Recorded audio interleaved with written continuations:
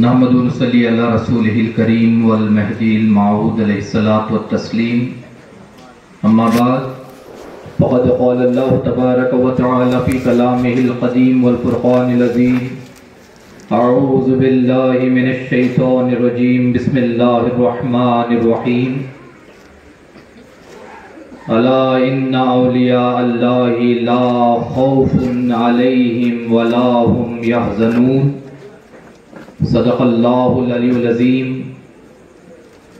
معزز سامعین کرام، عزت مآب خواتین، اللہ تبارک و تعالیٰ کا فرمان ہے، آگاہ ہو جاؤ، اولیاء اللہ یعنی اللہ کے دوست وہ ہیں، لا خوف علیہم ولا هم یحزنون، کہ ان کو نہ خوف ہے اور نہ ان کو کسی قسم کا رنج ہے۔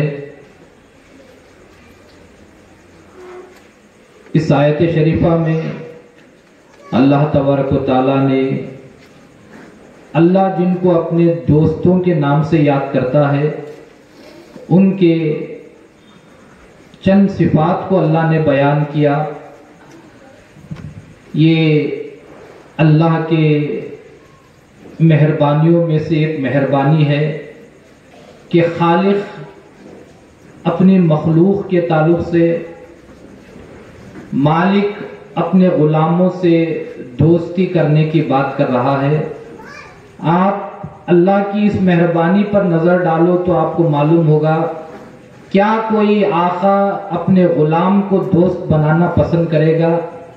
کیا کوئی مالک اس کے پاس جو نوکری کر رہا ہے اس کو اپنے دوست کے نام سے یاد کرنا بھی پسند کرے گا؟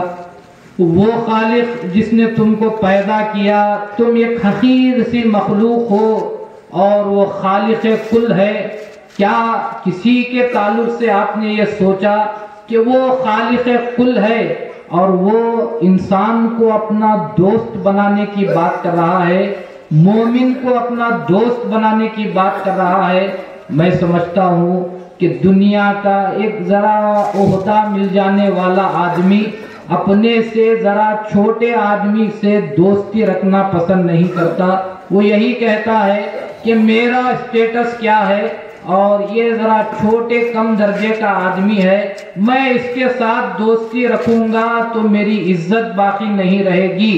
تو ایک معمولی ذرا سا عہدہ ملتا ہے تو انسان اپنے سے چھوٹے عہدے والے کے ساتھ دوستی کرنا پسند نہیں کرتا۔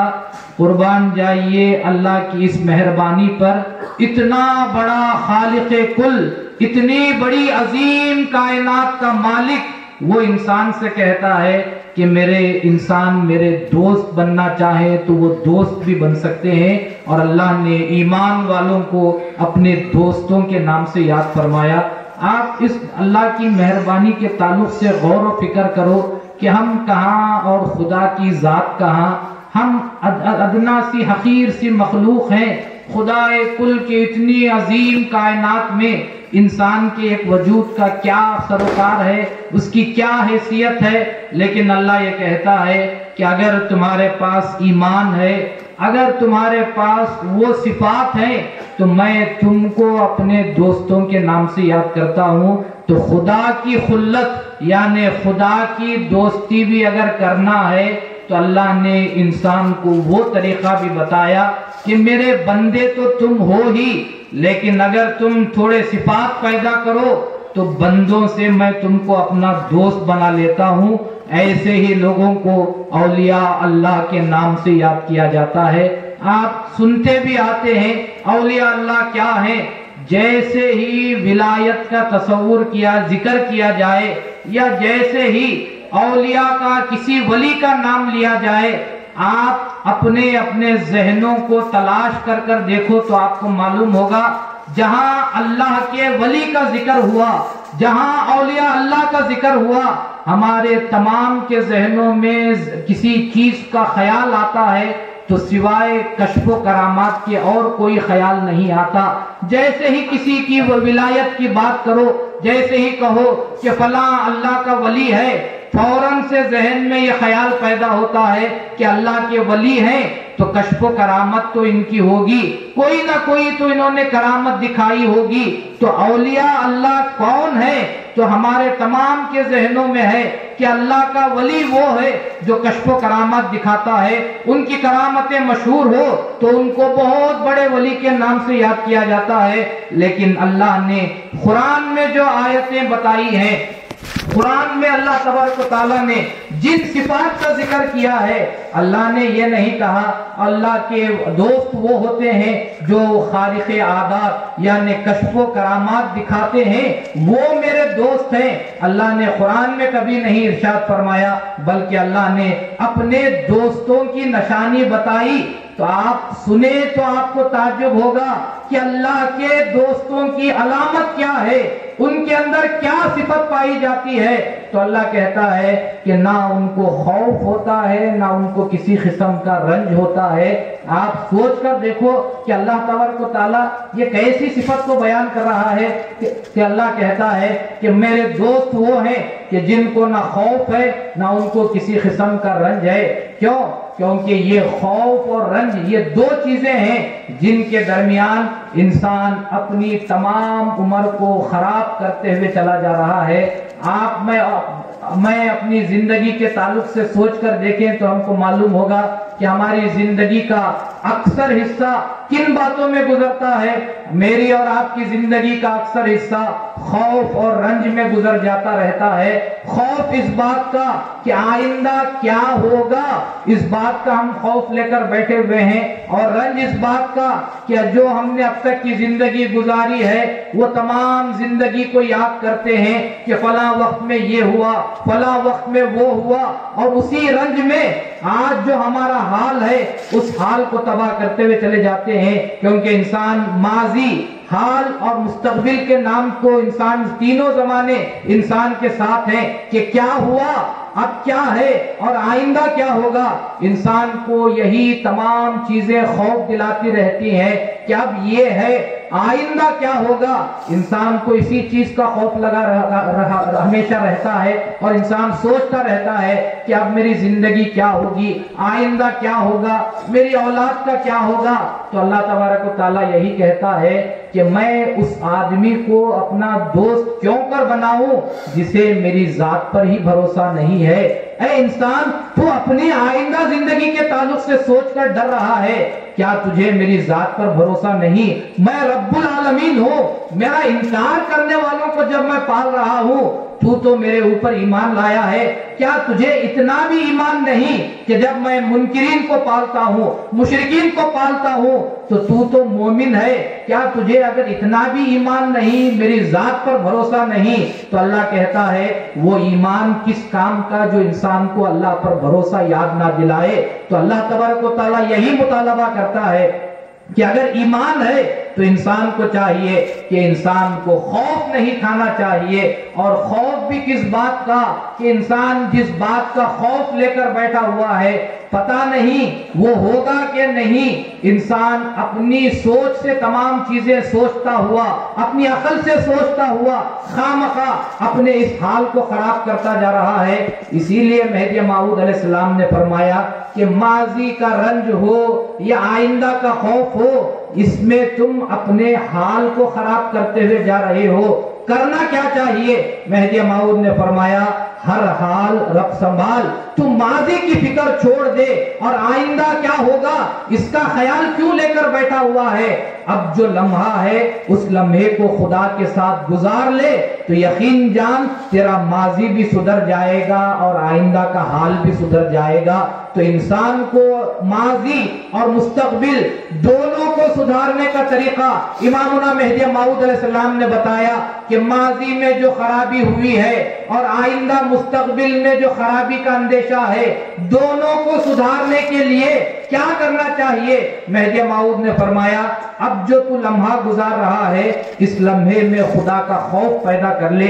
اب یہ جو لمحہ تو گزار رہا ہے اس لمحے میں تو خدا کے دامن کو تھام لے, اس کا ذکر کرتا ہوا چلا جا.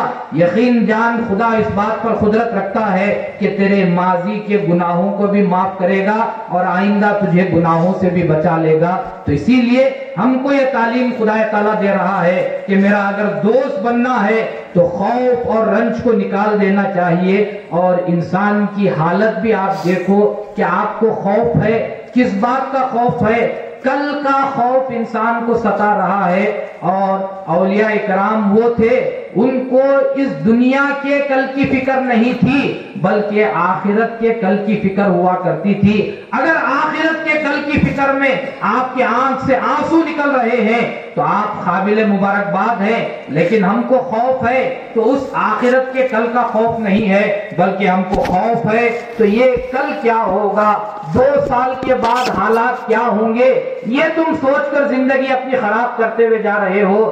بہترین کام تو یہ ہے کہ زندگی گزارو, آج کا یہ لمحہ گزارو تو آخرت کے کل کو یاد رکھ کر گزارو. اسی لیے کہا جاتا ہے مرد آخر بھی مبارک بندہ است, یعنی جو آخرت پر نظر رکھ کر زندگی گزارتا ہے وہ بندہ قابل مبارکباد ہوتا ہے. آج ہم میں کتنے لوگ ہیں کہ جن کو آخرت کی یاد بھی ستاتی ہوگی, ہم کو یاد بھی ہوگا کہ یہ دنیا ختم ہونے والی ہے, اس کے بعد حشر کا میدان سجایا جائے گا, وہاں اللہ ہم سے پوچھے گا, ہمارے تمام نامہ اعمال کو دیکھا جائے گا, اعمال نامے کا ہم سے حساب لیا جائے گا. کتنے لوگ ہیں جن کو یہ یاد بھی ہوگا کہ حشر کا میدان سجنے والا ہے. اب جب وہ حشر کا میدان ہی یاد نہیں ہے تو پھر زندگی کس طرح نیکیوں میں گزر سکتی ہے؟ کیونکہ انسان کب برائی سے اپنے آپ کو روکے گا اور نیکی کی طرف اپنے آپ کو لے کر جائے گا؟ اس وقت لے کر جائے گا جب کہ اسے اس بات کا خیال ہو کہ میرے ہر عمل کے تعلق سے قیامت میں پوچھ ہونے والی ہے. آج جو زندگی گزاری جا رہی ہے وہ زندگی ایسی ہے کہ انسان یہ تصور بھی نہیں کرتا کہ میرے عمل کے تعلق سے قیامت میں کچھ پوچھ بھی ہونے والی ہے. ایسی زندگی گزاری جا رہی ہے گویا کہ کبھی مرنا بھی نہیں ہے, نہ قیامت آنے والی ہے, نہ محشر ہوگا, نہ وہاں سوال جواب ہوگا, نہ اللہ وہاں پر بیٹھ کر تمہارے نامہ اعمال کے تعلق سے تم سے پوچھے گا. یہ تمام باتوں کو بھول کر یہ زندگی گزاری جا رہی ہے. تو اللہ یہی کہتا ہے کہ دنیا کا خوف رکھنے والا میرا دوست ہو نہیں سکتا, میرا دوست وہ ہے جو میرے تعلق سے اپنے دل میں خوف رکھے.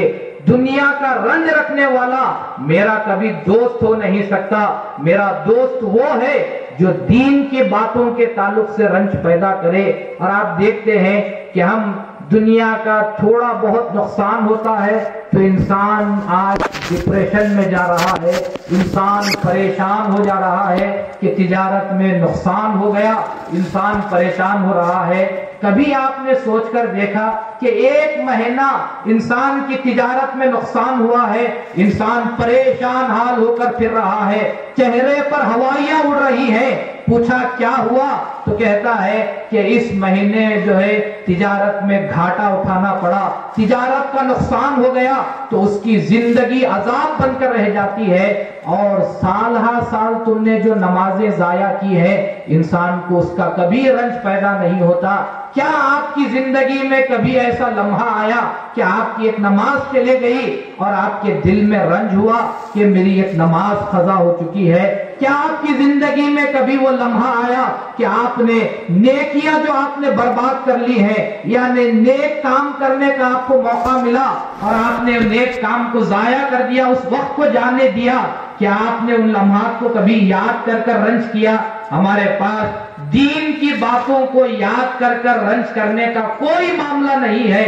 ہم کو خوف ہے تو دنیا کا، ہم کو رنج ہے تو دنیا کا رنج ہوتا ہے، لیکن خدا یہی کہتا ہے کہ ایسے لوگوں کو میں اپنا دوست نہیں بناتا، میرے دوست تو وہ ہیں کہ جن کو آخرت کا خوف ہوتا ہے، میرے دوست وہ ہیں جن کو دین میں اگر کمی پائی جاتی ہے تو ان کے دل میں تکلیف ہوتی ہے، ان کو رنج محسوس ہوتا ہے۔ ایک واقعہ آپ کے سامنے رکھوں تو آپ کو معلوم ہوگا کہ غالباً حضرت جنید بغدادی رحمت اللہ علیہ، ان سے حضرت شیخ شبلی رحمت اللہ علیہ، ان سے ملنے کے لیے یہ ایک دوسرے جو ہے اس زمانے کے ولی ان کے گھر پر گئے۔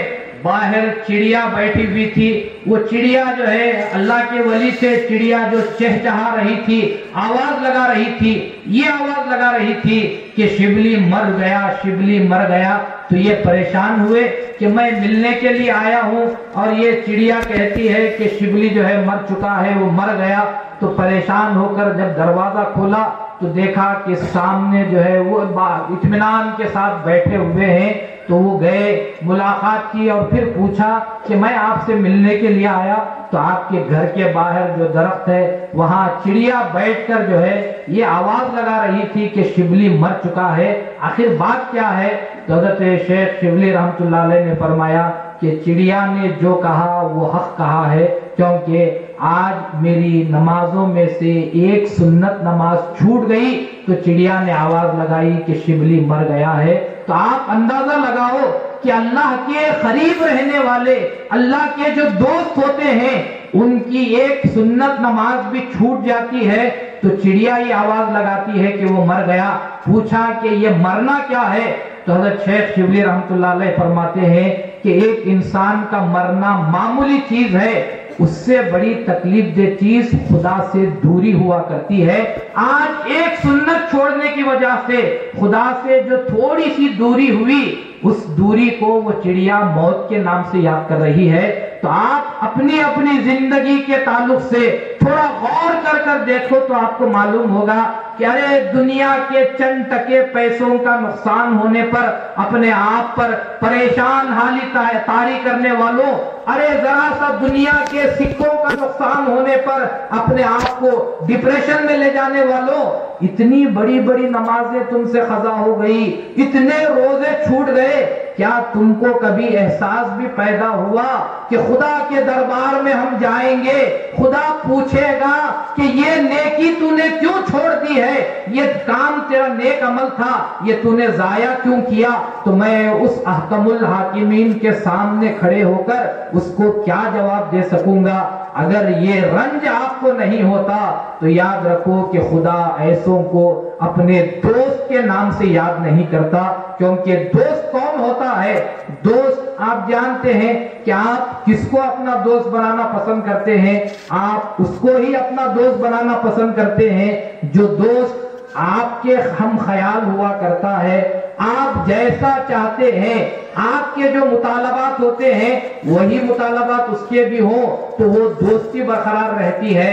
ورنہ اگر ایک آدمی ہے وہ نمازی ہے تو بے نمازی کبھی اس نمازی کا دوست بھی بننا پسند نہیں کرتا، یہ خود بھی اس کے تعلق سے دوستی رکھنا نہیں چاہتا، کیونکہ دوستی کے لیے دونوں کے درمیان چند باتوں کا جو ہے ایک جیسا ہونا ضروری ہے، یا پھر یہ جو چاہتا ہے اس کو وہ بھی پسند ہو تو دونوں کی دوستی قائم رہتی ہے۔ تو اللہ یہی کہتا ہے کہ میں کہتا ہوں کچھ اور تم کرتے ہو کچھ، تو میرے اور تمہارے درمیان دوستی قائم ہو نہیں سکتی۔ اگر دوستی کرنا ہے تو میں جو پسند کرتا ہوں تم اس کو پسند کرو تو ہمارے تمہارے درمیان دوستی قائم ہو سکتی ہے، ورنہ میرے اور تمہارے درمیان کبھی بھی دوستی قائم ہو نہیں سکتی۔ اور جہاں تک انسان کو خوف کی بات ہے، آج کے دور میں اگر دیکھا جائے انسان کو جو سب سے بڑا خوف ستا رہا ہے وہ رزق کا خوف ستا رہا ہے کہ آئندہ کیا ایسا ہوگا، آئندہ ہماری زندگی کیسے گزرے گی، ہم کھائیں گے کیا۔ تو رزق کے معاملے میں انسان آج خوف میں مبتلا ہے کہ آئندہ ہم کو رزق کیسا ملے گا، اور جبکہ خدا تعالیٰ نے قرآن میں صاف طور پر ارشاد فرمایا ہے کہ زمین پر جتنے ذی روح ہیں، یعنی جتنے جینے جاگنے والے ہیں، چاہے وہ انسان ہو، پرندے ہو، چرندے ہو، جو بھی ہو جائے، جتنے ہیں سب کے تعلق سے اللہ فرماتا ہے کہ ان تمام کے رزق کی ذمہ داری میں نے اپنے اوپر لی ہے۔ تو جس رزق کی ذمہ داری اللہ نے اپنے اوپر لی ہے، اس رزق کے تعلق سے تم کو خوف کھانے کی ضرورت کیا ہے؟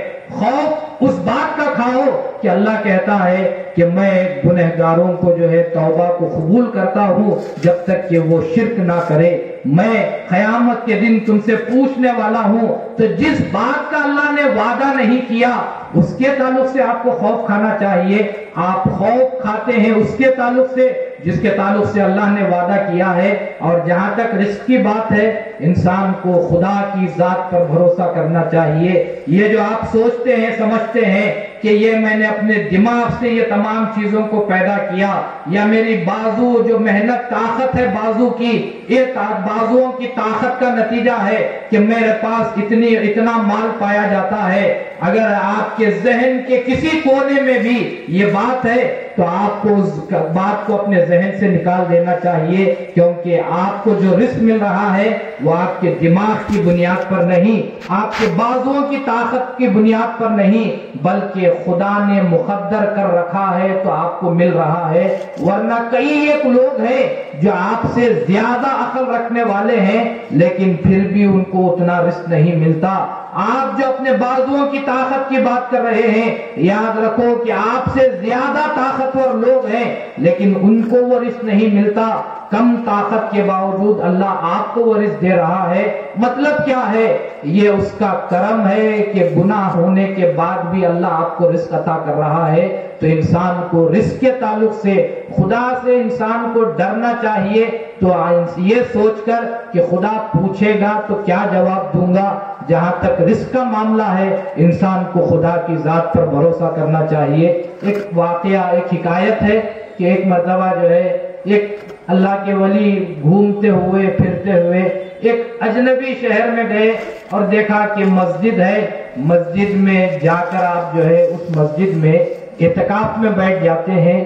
لوگوں نے دیکھا کہ اجنبی آدمی ہے، سوچا کہ مسافر ہوگا، ایک دو دن میں چلا جائے گا، لیکن دن گزرتے گئے، کئی ایک دن ہو گئے، وہ برابر وہیں پر بیٹھے ہوئے ہیں۔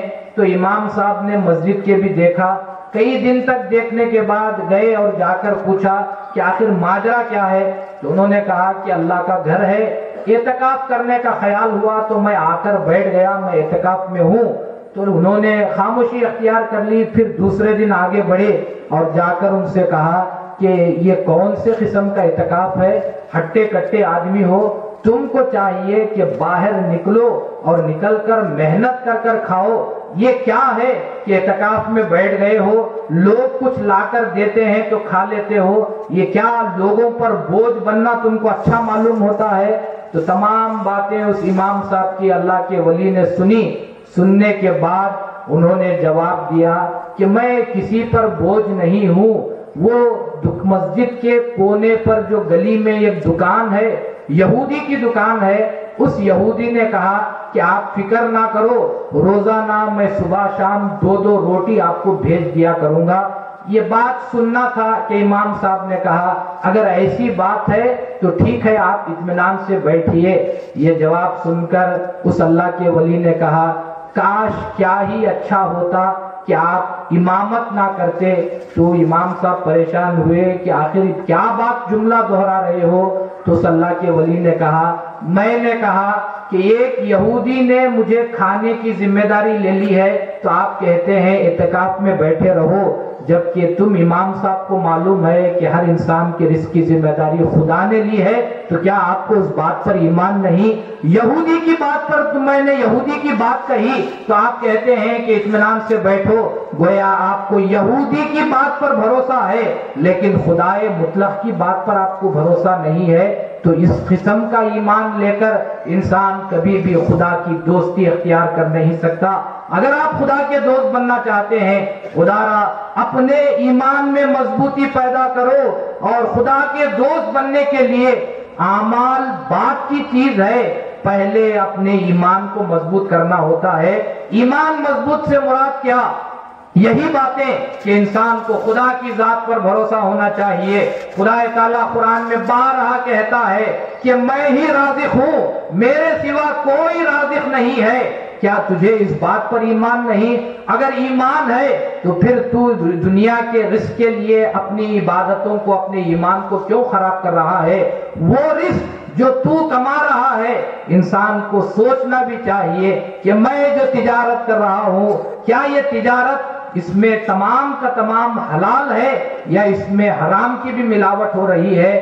ورنہ اگر انسان یہ سمجھے کہ جیسا بھی آتا ہے ٹھیک ہے تو یہ ایمان کی کمزوری مانی جاتی ہے، کیونکہ تمام باتوں کی شروعات ہوتی ہے تو یاد رکھو رزق حلال سے تمام باتوں کی شروعات ہوتی ہے۔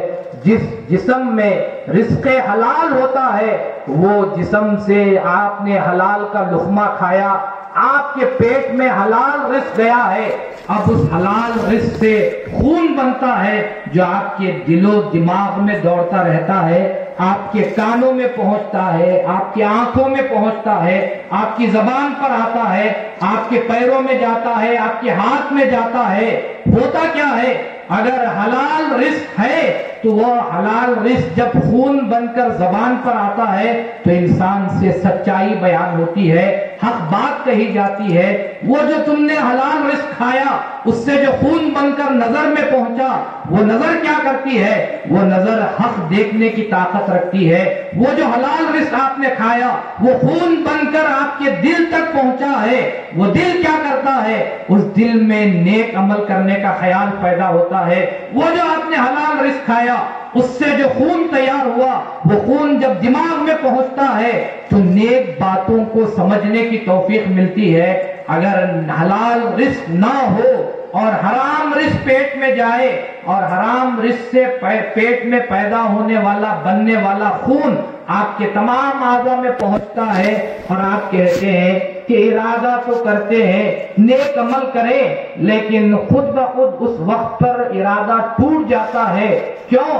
کیونکہ وہ رزق حرام رزق ایسا ہے جو آپ کو نیک عمل سے باز رکھنے والا ہوا کرتا ہے۔ تو معلوم یہ ہوتا ہے کہ انسان کو اگر خدا کے راستے میں پہلا قدم اٹھانا ہے تو وہ پہلا قدم رزق حلال کا ہونا چاہیے۔ پہلے یہ دیکھو کہ آپ جو رزق کھا رہے ہیں وہ حلال ہے کیسا ہے۔ اگر حلال رزق ہے تو آپ کو بہت محنت کرنے کی ضرورت نہیں، وہ حلال رزق خود آپ کو خدا کی طرف لے کر جانے والا ہوتا ہے۔ اسی لیے آپ سمجھتے ہیں کہ یہ پیسہ کمانا وغیرہ یہ دنیا کے کام ہے، جبکہ رسول اللہ صلی اللہ علیہ وسلم نے صاف طور پر ارشاد فرمایا کہ اگر کوئی بندہ مومن اس خیال سے کہ میں میرے بیوی بچوں کا حلال رزق سے پیٹ جو ہے ان کا میں پرورش کروں، ان کو حلال رزق پہنچاؤں، اس ارادے سے وہ تجارت کرتا ہے تو رسول اللہ صلی اللہ علیہ وسلم نے فرمایا وہ تجارت کرنا خدا کے راستے میں جہاد کرنے کا ثواب رکھتا ہے۔ کب؟ جبکہ حلال رزق کے لیے کوشش کی جائے۔ آج آپ دیکھتے ہیں کہ ہر ایک کی زبان پر یہی شکایت ہے کہ اولاد بات نہیں مانتی، اولاد نیکی کی طرف نہیں آتی۔ آپ سوچ کر تو دیکھو آپ نے ان کو کس قسم کا رزق کا نوالا کھلایا ہے۔ اگر حلال کھلایا ہے تو آپ کو مطمئن رہو کہ وہ حلال رزق کا نوالا کبھی ضائع نہیں جائے گا، بلکہ ان کے اندر نیکی کو پیدا کرے گا۔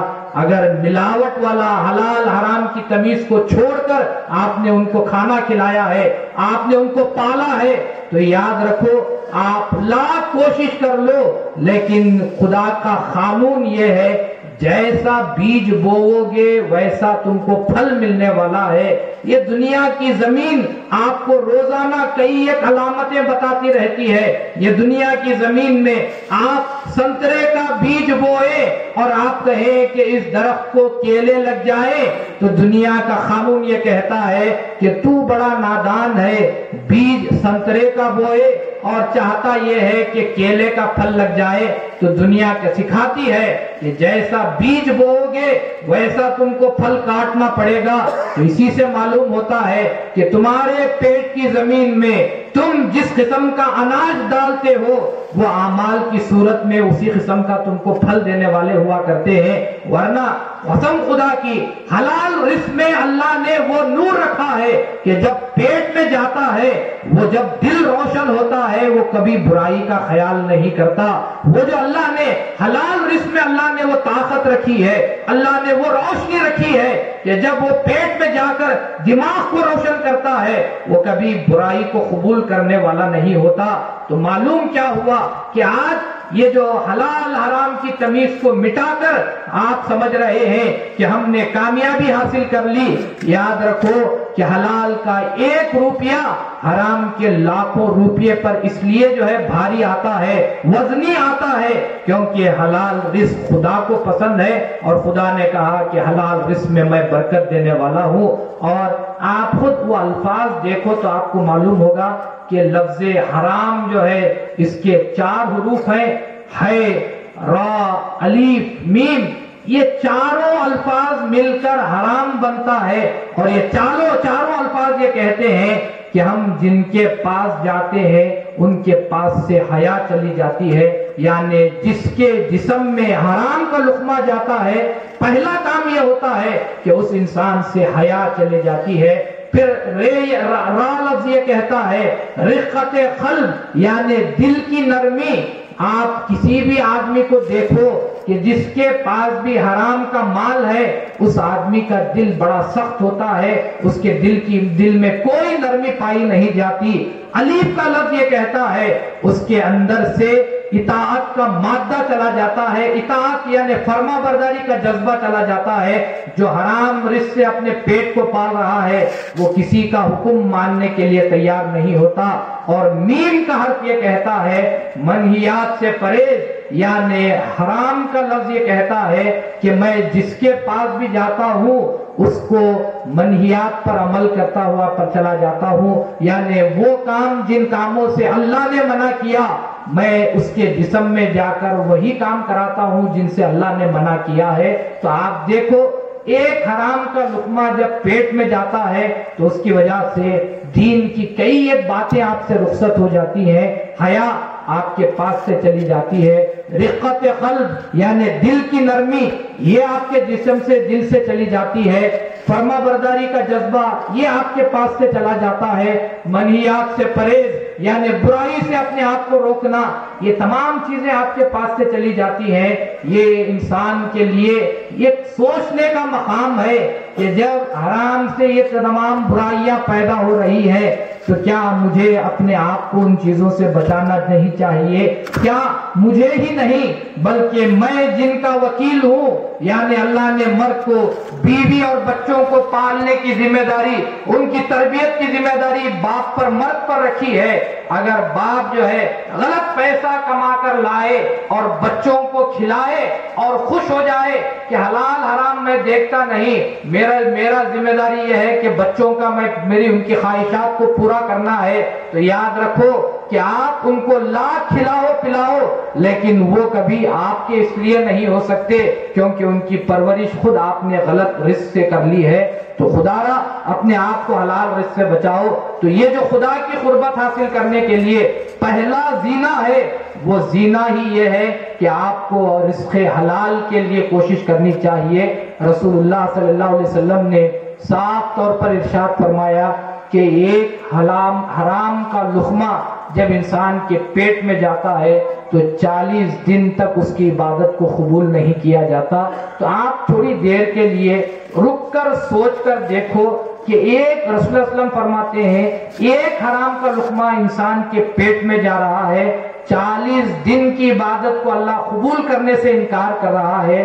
اگر کوئی انسان روزانہ اسی قسم کا حلال حرام دونوں کی کسی کا فرق مٹا کر جو ہے وہی رزق کھاتا ہوا جائے اور یہ خیال کرتا بیٹھ جائے کہ خدا میری عبادتوں کو قبول کر لے، خدا نیکیوں کی توفیق دے دے، تو میں سمجھتا ہوں کہ اس سے بڑا نادان آدمی کوئی ہو نہیں سکتا. یہ تو رسول اللہ صلی اللہ علیہ وسلم کی رحمت کا تقاضا ہے کہ رسول اللہ صلی اللہ علیہ وسلم کی رحمت کی وجہ سے اللہ نے ہم کو بچائے رکھا ہوا ہے. ورنہ آپ جانتے ہیں کہ حضرت آدم علیہ السلام کا واقعہ ہم کو پکار پکار کر کہہ رہا ہے کہ لوگوں اب بھی تو سمجھو کہ رسول کا مقام کیا ہے۔ آدم علیہ السلام کا قصہ، وہ قصے کا ایک ایک واقعہ آپ اپنے ذہن میں رکھو تو آپ کو معلوم ہوگا کہ وہ آدم علیہ السلام کا ایک ایک واقعہ جو ان کے ساتھ گزرا ہے، وہ واقعہ آپ کو پکار پکار کر کہہ رہا ہے کہ تم کتنے خوش نصیب ہو کہ رسول کی امت میں پیدا ہوئے۔ کیوں؟ کیونکہ آدم علیہ السلام کے اس واقعے کو یاد کرو کہ جب اللہ نے آدم علیہ السلام کو پیدا کیا اور کہا کہ یہ جنت میں نے تم دونوں کے لیے بنائی ہے، تم اس میں جہاں چاہے جاؤ، گھومو پھرو اور جو کھانا ہے کھاؤ، لیکن فلاں پھل کو مت کھاؤ۔ تو ہوا کیا؟ گئے وہ پھل کو کھایا جس سے اللہ نے منع کیا تھا، تو اس کا پہلا اثر کیا ہوا؟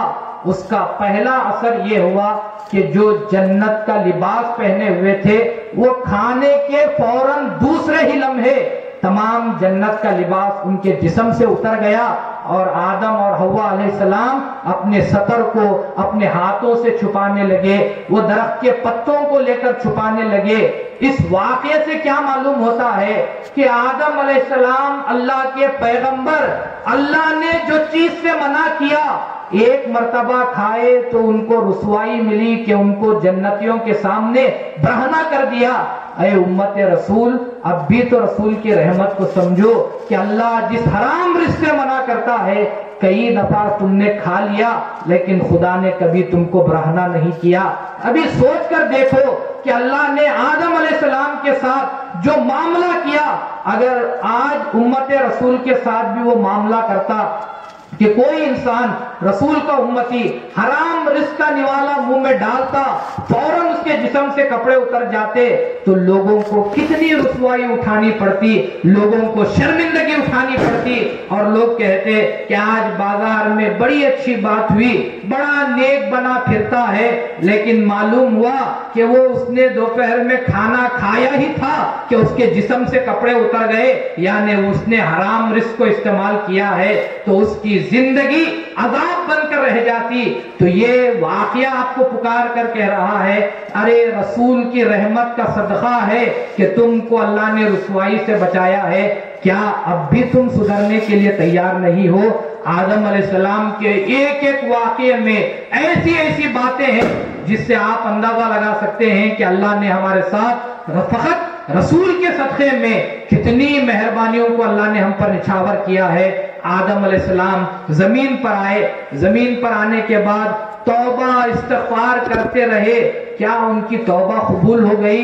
کہا کہ نہیں، کہ اللہ نے ان کو توفیق دی کہ وہ عرفات کے میدان میں گئے، عرفات کے میدان میں جا کر انہوں نے دعا کی رسول کے واسطے سے، تو اللہ تبارک و تعالیٰ نے ان کی توبہ کو قبول کیا، ورنہ پوری دنیا جو ہے ہزاروں سال چکر لگا کر رو رو کر دعائیں کرتے رہے۔ کون؟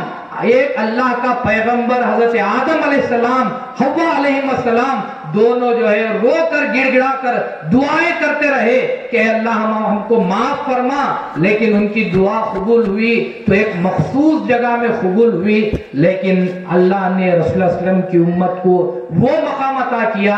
اللہ نے امت رسول سے کہا کہ تم جہاں بیٹھ کر صدقے دل کے ساتھ توبہ کرو گے، میں تمہاری توبہ کو قبول کرنے کے لیے تیار ہوں۔ کیا اب بھی آپ کے دل میں نرمی پیدا نہیں ہوتی؟ کیا آپ کے دل ابھی بھی اللہ کی طرف رجوع کرنے کے لیے تیار نہیں ہوتے؟ کیا آج یہ بات سن کر بھی آپ کو اپنے گناہوں کے تعلق سے اللہ کے دربار میں توبہ کرنے کا خیال پیدا نہیں ہوتا؟ اللہ کی شان دیکھو کہ ایک پیغمبر کو جب تک وہ ایک خاص جگہ پر تک نہیں گئے، اللہ نے ان کی توبہ کو قبول نہیں کیا، اور اللہ تم سے امت رسول سے کہتا ہے صدقے دل کے ساتھ جہاں بیٹھ کر دعا کرنا ہے کرو، میں تمہاری دعاؤں کو قبول کرنے والا ہوں۔ 1000 دفعہ توبہ کو توڑ کر تم توبہ کرو، تب بھی میں تمہاری توبہ کو قبول کرنے کے لیے تیار ہوں۔ اتنی عظیم رسول کی امت میں تم پیدا ہوئے تو تم کو اللہ کی جانب سے یہ مہربانی مل رہی ہے اور تم ہو کہ اللہ کی طرف لوٹ کر جانے کا تمہارے دل میں خیال بھی پیدا نہیں ہوتا، اس سے بڑھ کر بدبختی کی بات اور کیا ہو سکتی ہے کہ گناہ تم کرتے ہو، معاف کرنے والا اللہ ہے اور وہ معاف کرنے کے لیے پکار رہا ہے اور تم توبہ کرنے کے لیے بھی تیار نہیں ہوتے۔ دنیا میں ہوتا یہ ہے کہ معافی مانگنے والا معافی مانگتا رہ جاتا ہے اور سامنے والا جس کو آپ نے تکلیف پہنچائی وہ بڑے ہی اکڑ کے ساتھ کہتا ہے لاکھ دفعہ معافی مانگو میں معاف کرنے کے لیے تیار نہیں۔ تو دنیا کا دستور یہ ہے کہ جو گنہگار دنیا کا مخلوق کا ہے، جو ایک عام آدمی کا گنہگار ہے، وہ معافی مانگتا ہے تو سامنے والا معاف کرنے سے انکار کر دیتا ہے۔ یہ ارحم الراحمین ایسا ہے، بار بار پکار کر کہہ رہا ہے کیا اب بھی تمہارے پاس موقع نہیں آیا کہ تم میری طرف پلٹ کر آ جاؤ اور میں تم کو معاف کر دوں؟ اللہ یہ کہتا ہے مجھ سے مغفرت مانگو میں معاف کرنے کے لیے تیار ہوں۔ تو خدا کا قرب حاصل کرنے کے لیے یہی بات انسان کو ابتداءً اختیار کرنی چاہیے کہ آپ ابتداءً اپنے گناہوں کا تو اعتراف کرو، اللہ کے پاس اللہ کے دربار میں حاضر ہو کر اللہ سے اتنا تو کہو اے اللہ میں تیرا بہت بڑا گنہگار ہوں کہ میں نے اتنی عبادتوں کو ضائع کر دیا ہے، میں نے حلال حرام کی تمیز کو میٹ کر میں نے مال کمایا ہے، بے شک میں تیرا گنہگار ہوں لیکن مجھے یقین ہے کہ تو ہی ہے جو گناہوں کو معاف کرنے والا ہے۔ تو اللہ تبارک و تعالیٰ ایسے بندوں کی دعا کو قبول کرتا ہے، اور ایسا بھی نہیں کہ آپ یہ سمجھو کہ میرے پاس ہزاروں نہیں لاکھوں کروڑوں گناہ ہیں، یہ کیا اللہ اتنے گناہوں کو معاف کرے گا؟ یاد رکھو کہ تمہارے گناہوں کا انبار بڑا صحیح لیکن خدا کے رحم کے ایک ذرے کے برابر بھی نہیں۔ خدا تعالیٰ کی ایک نظر مرحمت ہو جائے تو تمہارے اللہ تمام گناہوں کو معاف کر دیتا ہے۔ لیکن سوال یہ ہے کہ کب تمہارا دل اللہ کی طرف راغب ہوگا، کب دل میں خیال پیدا ہوگا کہ میں نے گناہ کیے ہیں، مجھے اللہ کی طرف پلٹ کر جانا ہے۔ خدا سے دوستی کرنے کا خیال کرنے والوں، تم کو پہلے دنیا سے دشمنی کرنی پڑے گی تب کہیں چل کر اللہ سے دوستی نصیب ہو سکتی ہے۔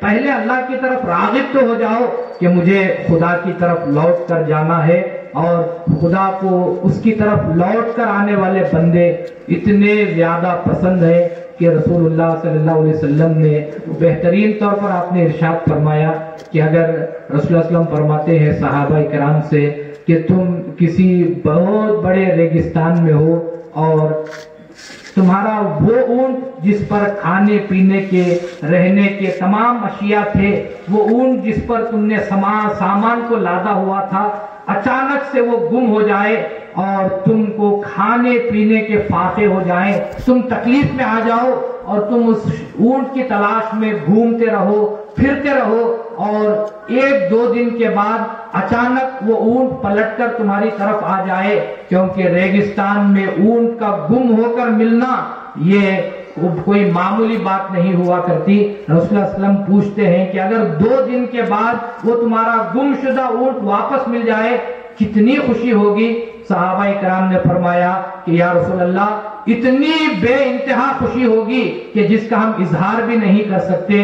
تو رسول اللہ صلی اللہ علیہ وسلم نے فرمایا کہ ایک گنہگار بندہ جب اللہ کی طرف پلٹ کر توبہ کرتے ہوئے آتا ہے تو اللہ کو اس گمشدہ اونٹ کے ملنے کی جتنی خوشی تم کو ہے اس سے زیادہ خوشی گنہگار بندے کے پلٹ کر آنے سے ہوتی ہے۔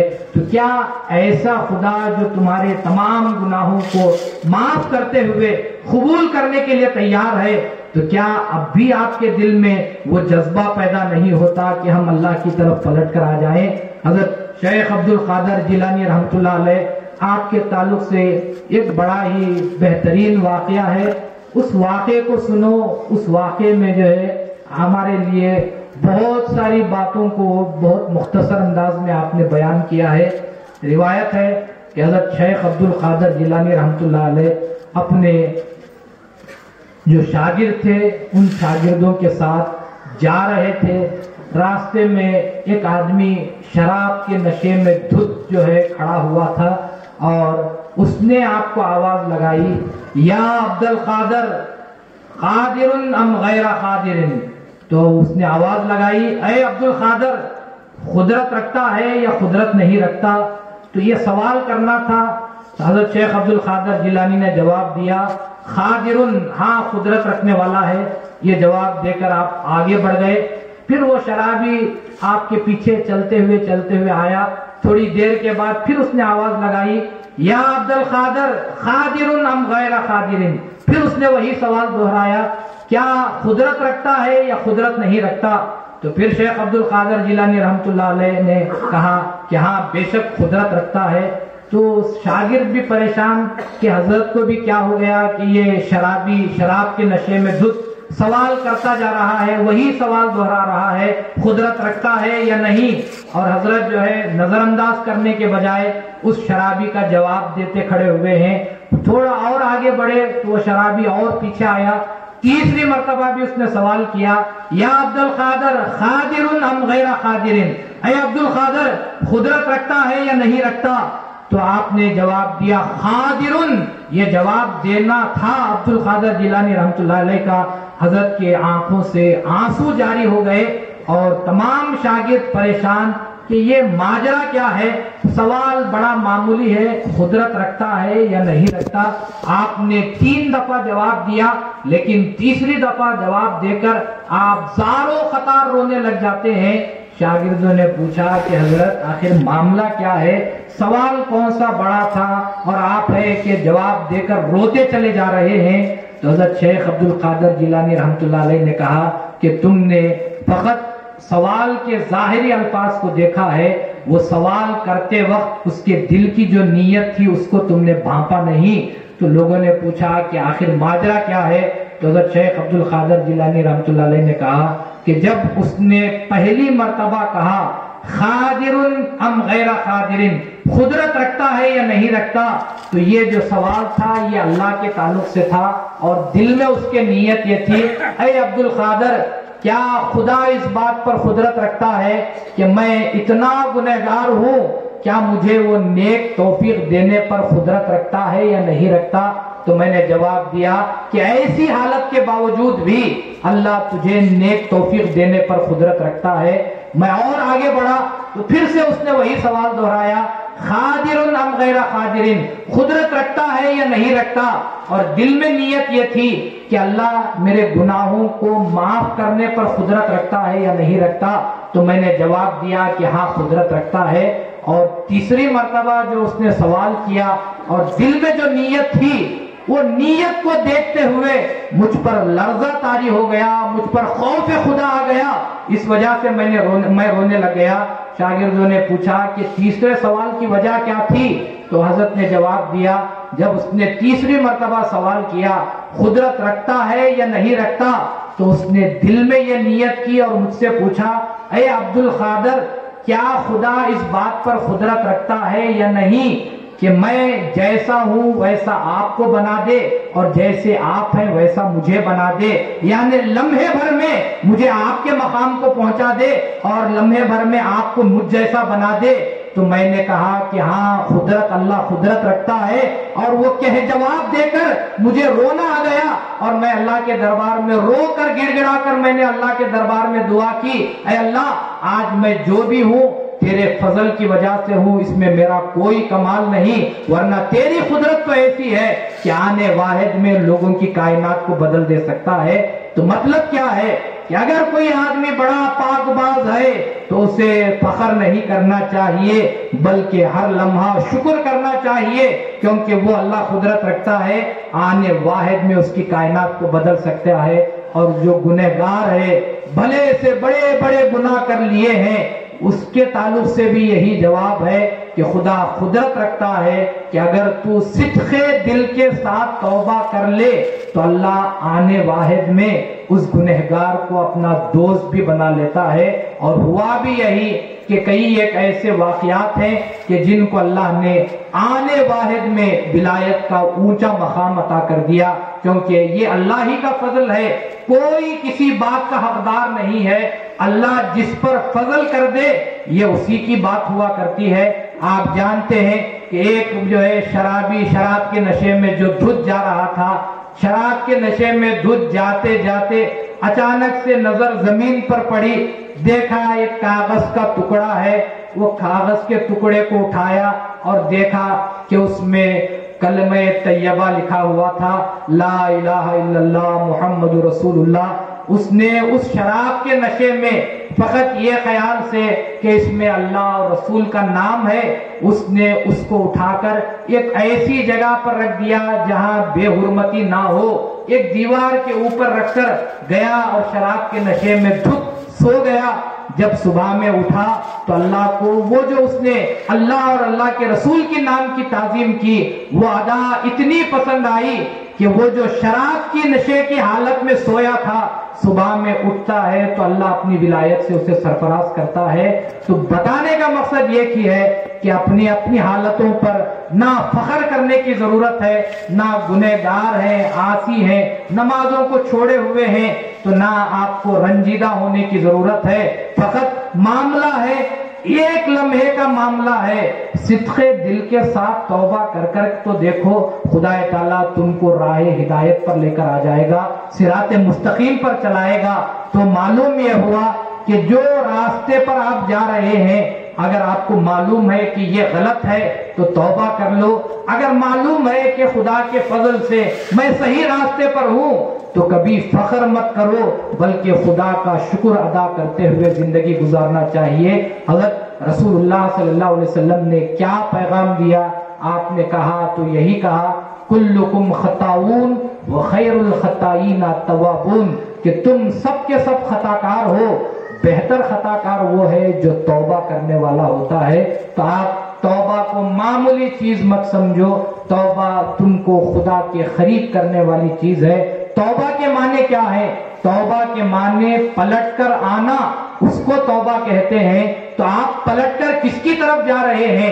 قرآن میں اللہ نے کہا کہ توبو الی اللہ، اللہ کی طرف پلٹ کر آ جاؤ۔ تو توبہ کے معنی اللہ کی طرف پلٹ کر آنا ہے۔ کئی ایک چیزوں میں آپ اللہ کی طرف پلٹ کر آ سکتے ہیں۔ اگر آپ نماز چھوڑے ہوئے ہیں تو اس میں توبہ کیا ہے؟ اگر آپ پلٹ کر نماز شروع کر رہے ہیں تو یہ پلٹ کر آنا ہوا اللہ کی طرف کہ اب تک آپ نے نماز چھوڑی ہوئی تھی، آپ نے نماز شروع کر دی ہے، تو اس کو توبہ کے نام سے یاد کرتے ہیں۔ وہ نہیں جو اکثر لوگ جو ہے اپنے ہاتھوں سے اپنے گالوں پر مار مار کر توبہ کرتے ہیں، وہ توبہ کوئی کام کی نہیں۔ حقیقی توبہ یہ ہے کہ پلٹ کر آؤ۔ کیا بات میں اگر نیک کام چھوڑے ہوئے ہو تو پلٹ کر نیکی کی طرف آ جاؤ تو اس کو توبہ کہتے ہیں۔ اگر غلط راستے کی طرف چل دیے ہیں پلٹ کر نیک راستے کی طرف آ جاؤ۔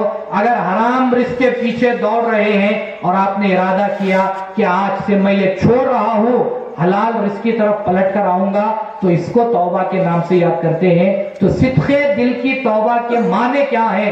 صدق دل کی توبہ کے معنی ہی یہ ہوتے ہیں کہ آپ اب تک آپ جو برائی کر رہے تھے دوبارہ اس کو نہ کرنا اور اس کے بعد نیک راستے پر آ جانا، اسی کو توبہ کے نام سے یاد کرتے ہیں۔ ورنہ آپ گناہ کرتے جاؤ اور اپنے ہاتھوں سے گالوں کو مارتے جاؤ اور کہو کہ میں نے توبہ کر لی، تو اللہ یہ کہتا ہے کہ توبہ کے معنی ہی پلٹ کر اچھے راستے کی طرف آنا، اس کو توبہ کہتے ہیں۔ اگر تو غلط راستے پر ہے پلٹ کر نیک راستے کی طرف آ جا، اگر تو لوگوں کو ستا رہا ہے وہ کام چھوڑ کر آ جا، میں تیرے گناہوں کو معاف کرنے والا ہوں۔ اگر تو نے اب تک کوئی نیک کام ہی نہیں کیا، برائی میں زندگی گزار رہا ہے، تو پلٹ کر میری طرف آ جا، میں تیرے گناہوں کو معاف کرنے والا ہوں۔ تو انسان اگر خدا کی قربت چاہتا ہے تو اس کے لیے پہلا قدم یہی ہے کہ وہ توبہ کے دروازے کو دستک دے، کہ وہاں اللہ اگر توبہ کے دروازے کو تمہارے لیے کھول دیتا ہے تو اس کے بعد اللہ خود بخود تم کو اپنے قریب کرتا ہوا چلا جاتا ہے۔ اور حضرت امامنا مہدی موعود علیہ السلام نے تو بہترین چیز آپ نے بتائی، آپ نے کہا کہ کب تک یہ دنیا میں رہو گے، دنیا کے تعلق سے گناہ کرتے جاؤ گے، اور دن بھر گناہ ہوگا، رات میں توبہ ہوگی، رات میں گناہ ہوگا، دن میں توبہ ہوگی، یہی معاملہ کب تک چلتا رہے گا؟ کبھی ایسی توبہ کرو کہ جس کے پاس پھر گناہوں کی طرف جانے کا موقع نہ ملے، اسی توبہ کو ترک دنیا کے نام سے یاد کرتے ہیں۔ یعنی توبہ کا جو سب سے اونچا معیار ہے اسی کو امامنا مہدی موعود علیہ السلام نے پیش کیا اور کہا کہ توبہ کی سب سے بہترین جو صورت ہے اسی کو ترک دنیا کے نام سے یاد کرتے ہیں۔ اب یار لوگوں کو پریشانی کہ یہ ترک دنیا کہاں سے آ گئی، کبھی صدق دل کے ساتھ توبہ کر کر دیکھو تو ترک دنیا سمجھ میں آئے گی۔ تم نے زندگی میں ایک مرتبہ صدق دل کے ساتھ، خلوص نیت کے ساتھ تم نے توبہ نہیں کی اور چاہتے ہو کہ ترک دنیا کیا ہے وہ سمجھ میں آ جائے، یہ ناممکن چیز ہے، کیونکہ جس کو ابتدا سمجھ میں آتی ہے اس کو انتہا بھی سمجھ میں آتی ہے۔ جس کی ابتدا کا کوئی ٹھکانہ نہیں، اب اس آدمی کو یا وہ آدمی کہے کہ میں انتہا کو نہیں مانتا، تو یہ واجبی چیز ہے کہ جس کو یہ بھی سی ڈی نہیں آتا، جس کو الف ب نہیں آتا، وہ آدمی کہے کہ مجھے جو ہے قرآن پسند نہیں ہے، تو بے شک یہ واجبی چیز ہے کہ اگر الف ب معلوم ہوتا تو قرآن بھی پڑھنا آتا۔ تو یہی بات توبہ اور ترک دنیا کی ہے۔ جس کو توبہ کی توفیق نہیں ہے وہ ترک دنیا کے تعلق سے کیا باتیں سمجھ سکتا ہے۔ اگر ترک دنیا کو سمجھنا ہے، کبھی تنہائی میں بیٹھ کر صدق دل کے ساتھ توبہ کر کر دیکھو تو آپ کو معلوم ہوگا۔ اور اللہ رسول اللہ صلی اللہ علیہ وسلم نے ایک بہترین بات رسول اللہ صلی اللہ علیہ وسلم نے ارشاد فرمائی، اور رسول اللہ صلی اللہ علیہ وسلم فرماتے ہیں کہ 2 قطرے ایسے ہیں کہ جو میزان میں جب تولے جائیں گے تو تمام اعمال میں سب سے زیادہ وزنی وہ ایک قطرہ ہو جائے گا۔ یعنی میزان میں تمام اعمال رکھے جائیں گے، اور اگر کسی انسان کے پاس وہ 2 قطروں میں سے ایک قطرہ ہو یا 2 بھی قطرے ہوں تو وہ تمام اعمال پر بھاری پڑنے والے ہیں۔ رسول اللہ صلی اللہ علیہ وسلم فرماتے ہیں ایک قطرہ وہ جو شہید کے جسم سے بہنے والا خون کا ایک قطرہ تمام اعمال کے مقابلے میں بھاری آنے والا ہے، اور دوسرا قطرہ رسول اللہ صلی اللہ علیہ وسلم ارشاد فرماتے ہیں کہ انسان رات کی تنہائی میں اٹھ کر جبکہ سب کوئی نہ ہو، سب سو رہے ہو اور اپنی اپنی مست نیند میں ہو، اس وقت میں انسان خدا کو یاد کرتے ہوئے تنہائی میں اٹھ کر بیٹھے اور اس کے خدا کے درمیان کوئی نہ ہو، تنہائی میں بیٹھ کر خدا کے خوف سے ایک آنسو کا قطرہ جو آنکھ سے گراتا ہے، رسول اللہ صلی اللہ علیہ وسلم فرماتے ہیں وہ ایک آنسو کا قطرہ انسان کے تمام اعمال پر بھاری آنے والا ہے۔ تو آپ سمجھو کہ خدا کی قربت حاصل کرنا کتنا آسان ہے۔ آپ کو کیا کرنا ہے؟ خدا کے خوف میں ایک آنسو کا قطرہ بہانا ہے، اور رسول اللہ صلی اللہ علیہ وسلم فرماتے ہیں کہ تمام اعمال میں وہ سب سے وزنی عمل تولا جائے گا۔ لیکن برا ہو کہ آج دنیا کے تعلق سے، دنیا کے نقصان کے تعلق سے رونے کے لیے ہمارے پاس آنسوؤں کی بہت بڑی بارش ہو جاتی ہے، لیکن خدا کے خوف میں آنکھ سے ایک آنسو گرنے والا نہیں۔ خصوصیت کے ساتھ عورتوں کے تعلق سے بات کی جائے، عورتیں کیا کیا بات پہ نہیں روتی، کوئی بھی معاملہ ہو جائے، رونے کا ہو کہ نہ ہو، عورت کی آنکھ سے آنسو جاری ہو جاتے ہیں۔ لیکن سوچ کر دیکھو کہ یہ جو قیمتی موتی آپ ضائع کر رہے ہیں دنیا کی باتوں کے لیے، کبھی خدا کے خوف میں گرا کر دیکھو، آپ کو معلوم ہوگا کہ خدا ان قیمتی موتیوں کو کس مول میں، کس قیمت کے ساتھ اللہ قبول کرتا ہے۔ تو یہ آنکھ سے گرنے والا آنسو، یہ آپ سمجھتے ہیں کہ معمولی پانی ہے، لیکن جب خدا کے خوف کے ساتھ آنکھ سے وہ خطرہ نکلتا ہے تو یہ رسول اللہ صلی اللہ علیہ وسلم فرماتے ہیں کہ وہ بڑا ہی انمول موتی ہوتا ہے، جس کا بدلہ سوائے خدا کے اور کوئی جان نہیں سکتا۔ تو ہم کو سب کو چاہیے کہ کوئی نہ کوئی انسان کو زندگی کے ایک موڑ پر اتنا تو سوچنا چاہیے کہ پتہ نہیں کہ ہماری جو زندگی گزری ہے کیا یہ صحیح معنی میں خدا کے پاس قابل قبول بھی ہے، کیا اب بھی ہمارے پاس وقت نہیں آیا کہ ہم پلٹ کر اللہ کی طرف رجوع ہو جائیں، اللہ کے احکامات کی پیروی کرنے لگ جائیں۔ روزانہ کئی ایک حادثات کو دیکھتے رہتے ہیں، روزانہ کئی ایک اموات میں شریک ہوتے ہیں، کیا تب بھی آپ کے دل میں کوئی نرمی پیدا نہیں ہوتی کہ وہ قادر مطلق ہے، مجھے بھی اپنی آخرت کو یاد کرتے ہوئے اپنے اندر اصلاحی پہلو کو اختیار کرنا چاہیے، مجھے اپنے اندر بہتری پیدا کر لینی چاہیے۔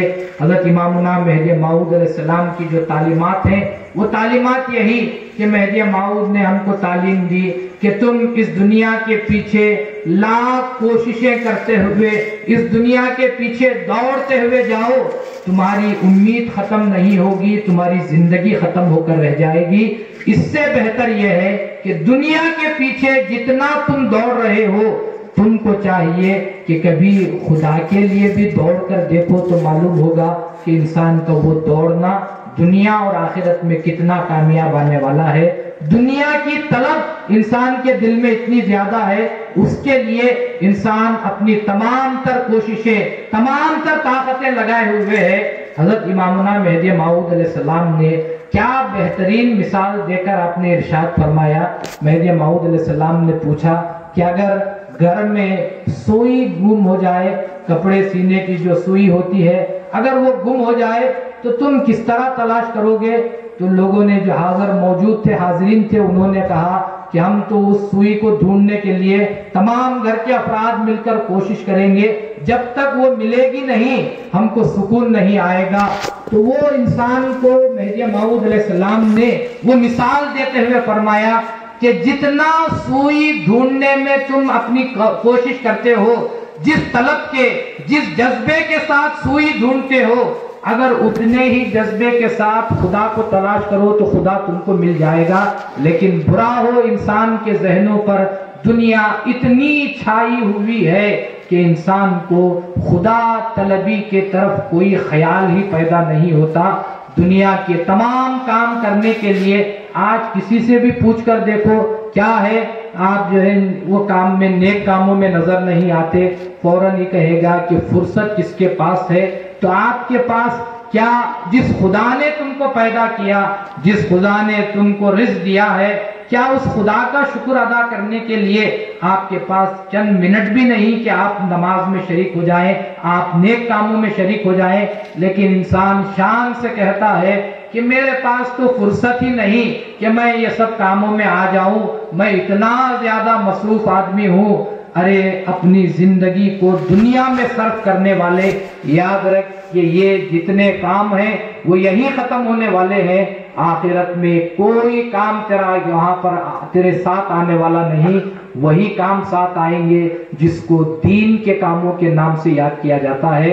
تو انسان کو اپنی اپنی حالت میں تھوڑی بہت تو کبھی نہ کبھی سدھار پیدا کرنے کی ضرورت ہے۔ انسان کو اپنے خالق، وہ جو ارحم الراحمین ہے، جس نے آپ کو نعمتوں سے سرفراز کیا ہے، کبھی نہ کبھی انسان تیرا دل تو نرم پڑے گا اور تو اتنا تو سوچے گا کہ خدا مجھے اتنے گناہوں کے باوجود نعمتوں پر نعمتیں کھلاتا جا رہا ہے، کیوں نہ میں پلٹ کر اپنے خدا کی طرف آ جاؤں؟ کیا کبھی آپ کے دل میں خیال پیدا نہیں ہوتا کہ انسان اللہ کے تعلق سے سوچ کر دیکھو کہ اللہ کبھی یہ قانون بنا دے کہ جو میری نماز پڑھے گا میں اس کو رزق عطا کروں گا، تب کہیں چل کر میں سمجھتا ہوں مسجدیں اتنی چھوٹی معلوم ہوں گی کہ سب نماز پڑھنے کے لیے لڑائی جھگڑا کریں گے، کیونکہ اللہ اگر رزق اور نماز کو ملا دے اور کہے کہ جو نماز پڑھے گا اس کو ہی رزق دیا جائے گا تو پوری مسجدوں میں نماز پڑھنے کے لیے لڑائی جھگڑا شروع ہو جائے گا۔ لیکن اللہ یہ کہتا ہے کہ مجھے مجبوری کے سجدے نہیں چاہیے، مجھے محبت کے سجدے چاہیے۔ اگر میں جھکانا چاہوں تو اس طرح بھی میں جھکا سکتا ہوں، میں کہہ دوں گا فرشتوں سے کہ جو نماز پڑھے اس کو رزق دینا، لیکن اللہ یہ کہتا ہے کہ یہ مجبوری والے سجدے میں لے کر کروں گا کیا؟ مجھے وہ سجدے چاہیے کہ بندہ مومن کھانا نہ ہو، پیٹ خالی ہو، تب بھی میری محبت میں آ کر میرے سامنے جھک جائے اور کہے اللہ اکبر، تو وہ جو محبت کا سجدہ ہے میں وہ سجدے مانگتا ہوں۔ اسی لیے امامنا مہدی موعود علیہ السلام نے بھی فرمایا تو یہی کہ خدا مومن سے، بندے سے عمل با محبت مانگتا ہے، تو عمل کرو تو محبت کے ساتھ کرو، دکھاوے کے لیے، مجبوری کے تحت عمل جو کیا جاتا ہے خدا کبھی قبول نہیں کرتا. وہ عمل خدا قبول کرتا ہے جو خدا کی محبت میں کیا جاتا ہے. یعنی ایک بندہ پیٹ میں کچھ بھی نہیں ہے, کئی دنوں کا فاقہ ہے, لیکن وہ یہ نہیں کہ میرے پاس وہ طاقت بھی نہیں کہ میں اٹھ کر نماز پڑھ سکوں, لیکن بندہ فقط خدا کی محبت میں اٹھ کر کھڑے ہو کر نماز پڑھ رہا ہے کہ اللہ تو نے مجھے جس حالت میں رکھا یہ تیری شان ہے, لیکن تو نے مجھے حکم دیا کہ وقت پر سجدہ کر لو تو میں اس حکم کی پابندی کر رہا ہوں. تو خدا کو وہ سجدے بڑے پیارے معلوم ہوتے ہیں. تو یاد رکھو کہ اللہ نے آپ کو بہت نعمتوں سے ہم سب کو نوازا ہے, ہم ان نعمتوں کا شمار بھی نہیں کر سکتے. جیسا کہ کہا جاتا قرآن میں آیت موجود ہے, ان تعدوا نعمت اللہ لا تحصوها, کہ اگر تم شکر ادا کرنا تو بہت دور کی بات ہو گئی, اللہ کی نعمتوں کو شمار یعنی گننے بیٹھو تم ان نعمتوں کو شمار بھی نہیں کر سکتے. اتنی نعمتوں میں ہم جی رہے ہیں کہ جن نعمتوں کو ہم گن بھی نہیں سکتے. تو آپ اتنا تو سوچو کہ جب اللہ کی اتنی نعمتوں میں ہم جی رہے ہیں, کیا تھوڑی بہت عبادت ادا کر کر ہم خدا کو راضی بھی نہیں کر سکتے؟ کیا ہم گناہوں سے غلط کاموں سے اپنے آپ کو بچا کر خدا کو راضی کرنے کی کوشش نہیں کر سکتے؟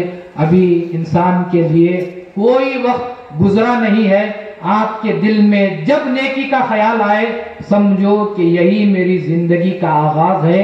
یہ مت سمجھو کہ اتنا زمانہ گزر گیا اب توبہ کر کر کیا ملنے والا ہے. یاد رکھو کہ جو زمانہ گزر گیا اس کا خوف اس کا رنج کرنے کی ضرورت نہیں. جو توبہ کی توفیق ملی اس کی خوشی مناؤ اور اس پر عمل کرتے ہوئے چلے جاؤ, تو صحیح معنی میں خدا کی قربت آپ کو نصیب ہو سکتی ہے. خدا تعالیٰ سے فقیر یہی دعا کرتا ہے کہ اللہ تبارک و تعالیٰ جو دوستی کا اعلان کرتا ہے کہ آگاہ ہو جاؤ میرے دوست وہ ہیں جن کو نہ خوف ہے نہ رنج ہے, اے اللہ ہم کو خوف فقط اس بات کا ہے کہ ہم سے ویسی عبادت نہ ہو سکتی ہے جیسا کہ تیری عبادت کرنے کا حق ہے. اے اللہ ہم کو رنج ہے تو اسی بات کا ہے کہ تو نے جو نعمتیں دی ہیں ان نعمتوں کا ہم نے صحیح طور پر شکر ادا نہیں کیا. اے اللہ ہم سب کو توبہ کی توفیق عطا فرما, نیک کام کرنے کی توفیق عطا فرما اور برائیوں سے اپنے آپ کو بچا کر زندگی گزارنے کی توفیق عطا فرما. آمین. وآخر دعوانا ان الحمد للہ رب العالمین.